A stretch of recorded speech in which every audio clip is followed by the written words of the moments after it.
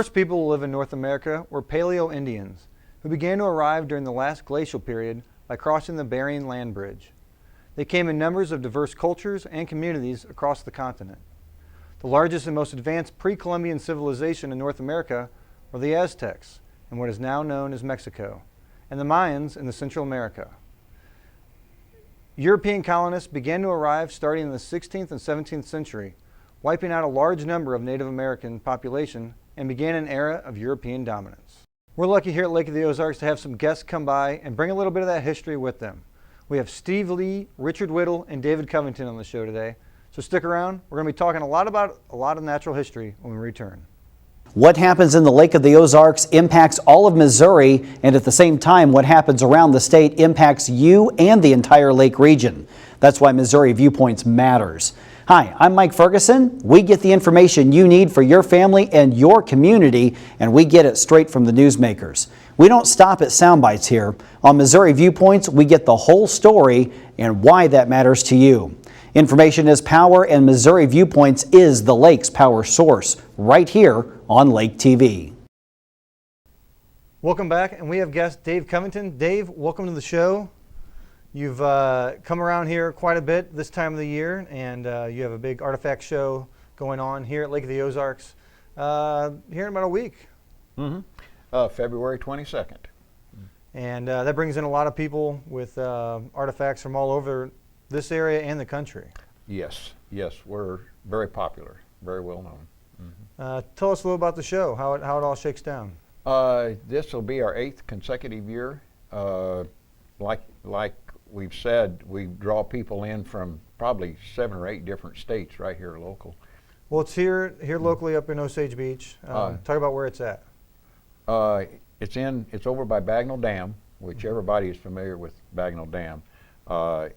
It's 5419, business 5419.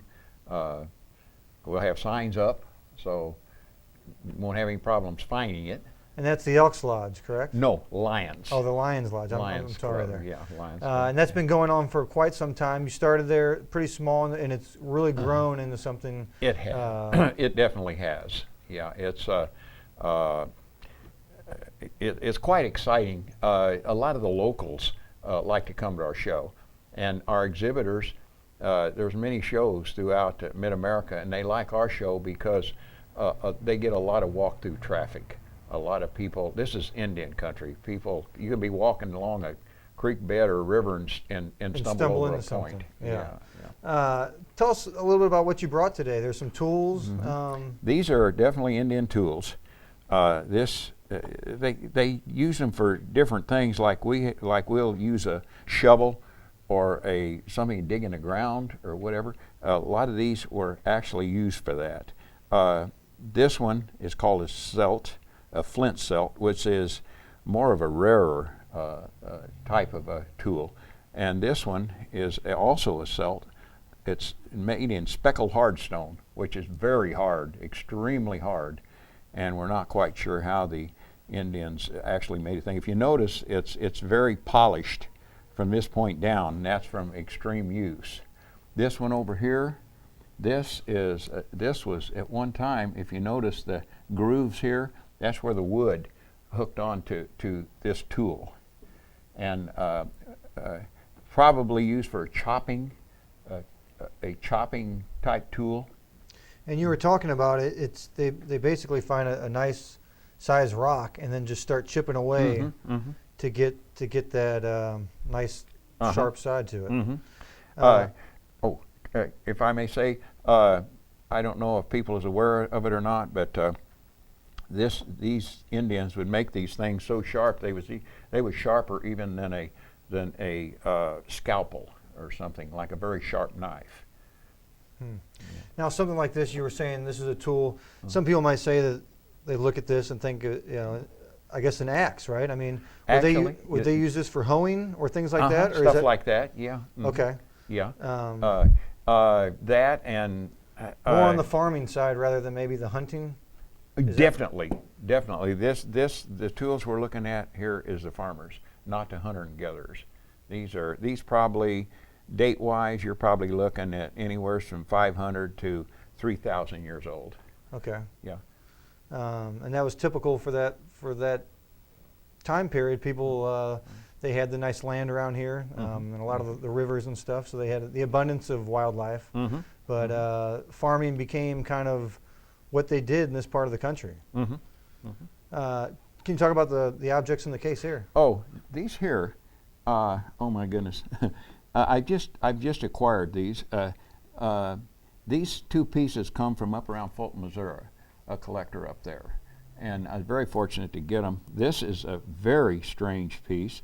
It's another tool, and it's also called a celt. It is like in the family of this one. But if you notice, it's very, very thin. It's, you know, it's not thick, and there isn't very many of them. Now this here is what, or I'm not sure if it's like a hole for digging in the ground, or if it's like we in the modern world would call a butcher knife. It's if you look at it along this edge, it's real slick, and it's usually knives are not that big. And the reason I've got it, it's exceptional because of its size. Very few of them are that size. That is 6 inches long. Yeah, that looks It's very very different. nice. It's very different. Yeah. It's amazing the tools they used. Some people wonder how they sharpened them, and what are some of those ways? They would. It's knapping, which is our name, what we call for, and they would take like a deer antler, and they would just keep striking it with that, or they would take another rock and just methodically just keep breaking away at it. And some of the cases, none of these are heat treated, but some of the different stuff they use, like flint and Jefferson City Church and stuff like this. Talk about some of the exhibitors there. You're going to have tools to the actual arrows. Actually, what you're going to see today is what you will see at the show. We'll pretty well familiarize you with what you're going to see, and you're going to see a lot of them. We have Terry Allen. He's a lawyer out of Jeff City. He has a huge collection. The other men will be coming on, Steve Lee, and Richard Whittle has probably got one of the biggest personal find collections probably in existence. Yeah, some amazing people will be coming out to the show. So stick around. We'll have 2 more guests coming up when we return.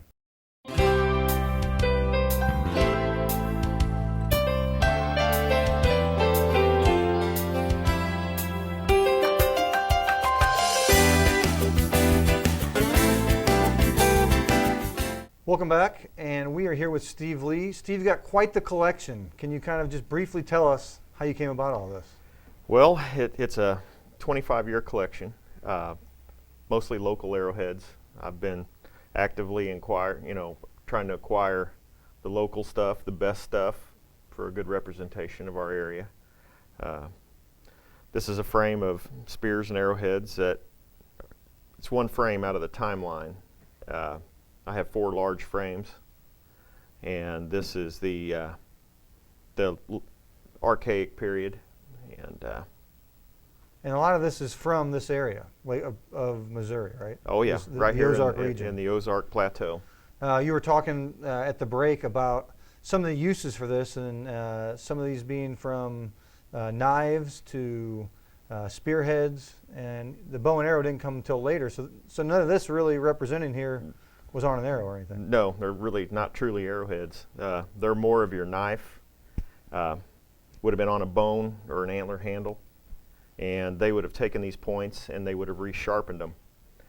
You can see it with this piece up here. You know, it would have originally looked like this, and through resharpening, it's been narrowed down. Different purposes, I guess, all over the board when we're looking at something like this, or is it? Pretty much, yeah. I mean, some of them may have been used on actually lance points, or set, even traps, or set, used as a hand dagger. Okay. Some of these tools go back, like you said, you're looking at 7,000 BC in this case. Talk about some of the stuff you found in this area. You said back as far as 14,000 BC? 14,000 years ago, 12,000 BC. We had paleo occupation here, which the Clovis Point is something a lot of people are familiar with, but I found only a portion of one in this area. And can you talk about that? That's a certain way. Yeah, Clovis is a certain type of spear point. It has what they call a flute that comes in from the base, and it makes it pretty distinctive. Some of these bigger pieces up here you got in front. Talk about those.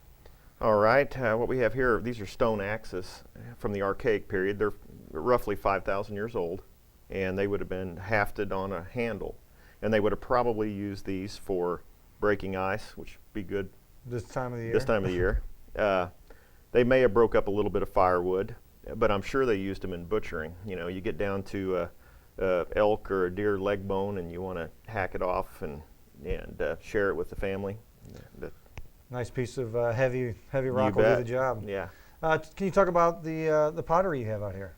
Well, this piece is from southeast Missouri, and it is a frog effigy pot. It would date somewhere between 600 and 1,000 years old, and they probably stored grain in it. Inside something like that. Yeah. Did they see it with the markings on there? Is that typical, or is that something that more of a religious?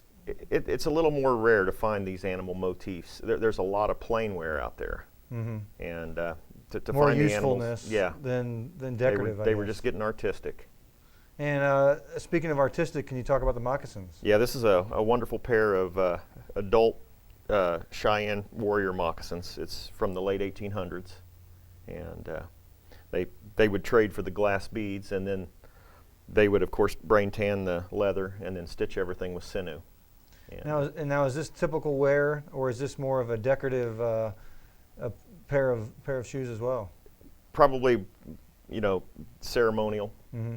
I doubt if they wore them everyday use. Yeah. You know.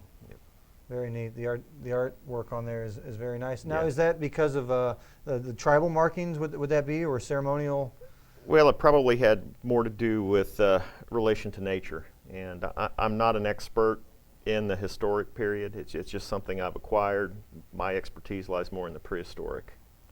And talk about that. Some of the animals that they find here in the Ozarks, the great, I guess, the bear, and some of the mammoth that are found in this area. Yeah. We had the woolly mammoth, the mastodon. I think the mastodon more in this area. Prehistoric lion, and there was a giant beaver. There was a lot of prehistoric animals in the area. Can you talk about some of the ways you've acquired some of these arrowheads? Well, most of the arrowheads I purchase collections. Someone will call me up and they'll need some money, and I'll buy a collection of 100 arrowheads or more. And of course, I always pick one or two out that I want to keep and add those to my collection and sell the remainder. But Going to a show like they have up here in Osage Beach on the 22nd, what will people experience? well, you'll have everything in there from dealers to your hunters, and then some just collectors showing. You'll have an opportunity to buy relics, or if you have something you want to sell, you could bring it in there and sell it, or if you just want to find out what it is. How do people get a hold of you and what you do as far as the collection? Well, they could find me on the internet at relicshack.com.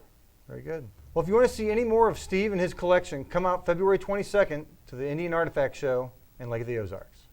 We'll be back after this.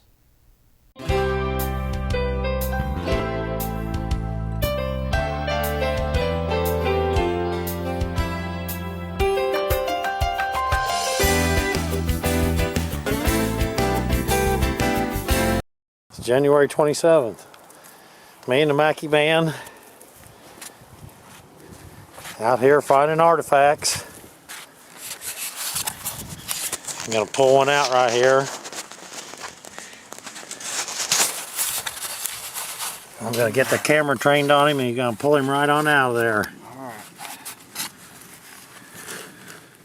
Oh, make it be whole. Oh, That'd have been an dog awesome one, got too. it. Man. We need to put a name on these points, Richard, because they're all looking exactly the same. Yeah, we'll have to figure it out. This one here is busted tip number 99. Thanks for sticking with us. We are lucky enough to have Richard Whittle in the studio with us. Richard, you are kind of a YouTube legend and artifacts legend, really, here in the United States. Thank you. Can you talk about some of the examples you brought here today? Well, what I did was I brought some stuff from anywhere from like 200 years old to back to 10,000 years old. Bird points, and I brought some antler tools and the tools that they use to make the points with, which some people don't realize they use bone to make the tools. I brought, like most people would probably know, the Beagle Cache. They've seen it on TV or on YouTube. I brought the Beagle Blade, and I brought like a Clovis, which is the oldest point, and just a few different, varieties from each kind of era, like from the 5000, from the archaic, and from the woodland. You have a unique story when it comes to doing this. You were a fisherman. You said you used to make fun of people that would go out and waste their time collecting. I did. I used to call my uncle stupid for for collecting rocks. So what snapped in your brain to get on this? Well, it's one day I was down on the river fishing, and nature called. I hate to say that, but it did, and I had to go behind this log. And when I went behind that log, there was an arrowhead laying there. And I started looking around, and I found 5 of them that day. And from that time on, everybody kept telling me, Richard, why don't you go back to fishing and quit picking up all our arrowheads? Because you literally are kind of a legend in the area. And you brought some great pieces. Can you talk about like the mastodon tooth you brought here? Yeah, I can. The mastodon tooth is a baby tooth. It's I found it on somewhere secret. I can't tell you where, but I found it walking in a creek, and I seen the teeth sticking up. They just looked like a saw sticking up. And of course, when I first picked it up, I didn't realize what it was until I came back home and I got online and got to studying, because we have mastodon and we have mammoth teeth. And of course, the mastodon, they said, was much rarer. So I was and it was a baby tooth. Yeah. Which is not even an adult tooth, so it got popped out in the mud and stayed there for I don't know how many thousands of years it takes to solidify them. But now, a big thing that you've got online is your videos that you post. You actually bring cameras with you and kind of show the hunt in the progress. I almost brought my camera today to show this in the progress, and I thought I better not do that. But I take a video with me everywhere I go. Talk about that. I mean, your videos are just awesome. You're out digging in the dirt. All of a sudden, you'll come into something rare, and it seems like you find pockets. And Yeah, well, oh yeah, it's exciting. It's I like walking, love walking and finding them, but digging it's more gratifying, because a lot of people don't realize you got to dig sometimes for days before you find that one. But when you find it, it's sitting there the way it was, the way that guy left it there, and it's never been rolled in the creek or whatever, and it's just like the day they were going to use it. yeah. A lot of the stuff you find is here locally, Missouri-based. And I hardly ever get about 5 counties: Montauk, Miller, Cole, Camdenton, and that's just about it. And I got to stay close because I'm a bondsman. I got to be able to go write a bond anytime. talk about what you've found here in these counties. I mean, these civilizations have been here a long time. Oh, forever. You just there's not a creek or a cave or an overhang that hasn't been visited by an Indian from one era or another. Now, some of them are way back on a little creek, and maybe only woodland people were there. But the other ones that are up on the larger tributaries and the larger waters, a lot of times they've been there from 10,000 years to 200 years ago. You find every kind of artifact on that site. But most our sites around here are usually one component. Now, Just like an archaic site or a woodland site. Now, with the February 22nd show coming up, what can people expect to see out of what you would bring? I'm going to bring 8 tables worth of stuff. I'm going to lay them all out, almost all I got, and it'll be a fun show for sure. There'll be people coming from. I just had people from Kentucky call me last night saying they'd rented the motels and are coming in, and it'll be neat. Can you talk about some of the exhibitors there? It's not just. I mean, you guys are basically diehards at this, and you'll even take examples of people bring in and kind of and give them a little information on. Is that? Oh correct? yeah, it's a friendly. I mean, everybody gets together and talks about all the arrowheads they found. It's like one of the better shows that have more, we got a lot of local hunters, and you got a lot of local stuff, personal finds that people haven't really bought, you know, that they found themselves. And so every year, you know, everybody goes through there and you trade your stories, and some people sell, some people don't. Doesn't make any difference, you know. What's some of the biggest finds that you think have been found here locally in some of these counties? Whether it be Well- animal or tools? I don't know. Like the axe that you see up there in the front is probably one of the best axes I've ever seen come out of Miller County. And now the other day, a guy was hunting right in front of me, and he found probably one of the best calf creeks I ever seen. And it kind of just blows the wind right out of your sails when it's found right in front of you. Yeah. But there's just so many good things found here. It's unreal. I mean, if you go out and get off the couch, you're going to find something. Would you give some tips to people? I mean, what would I somebody... do all the time. I mean, because I can't go find all the arrowheads. What I do is I get permission. That's the main thing. And then you take a certain piece of ground and you walk around that ground until you find a place where you think you would like to camp for the next month, where you can have some water and some food and some shelter. And more than likely, that's where you're going to find the arrowheads at. Very good. Thanks for joining us today and learning a little more about ancient artifacts. If you'd like more information on these topics, go to the Indian Artifact Show February 22nd at the Lions Club in Lake Ozark. Until next time, we'll see you later.